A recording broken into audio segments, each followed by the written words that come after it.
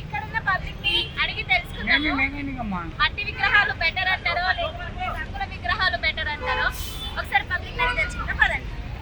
అది జనచైతన్య ఛానల్.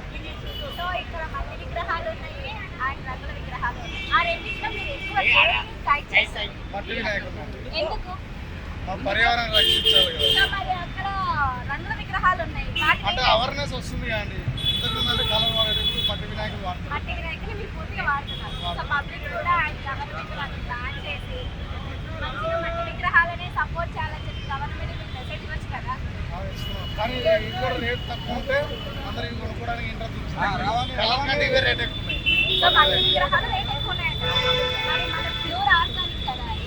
మనం నడిచే నేల కదా అలాగే రేట్ అలాగే ఉంటుంది. రేట్ తక్కువ ఉందని చెప్పి కలర్స్ కొనుక్కున్నాం అనుకో తర్వాత మీ పిల్లలు అండ్ మీ ఇంట్లో వాళ్ళందరూ హెల్త్ ఇష్యూస్ అవుతాయి. మన చుట్టూ ఉంటే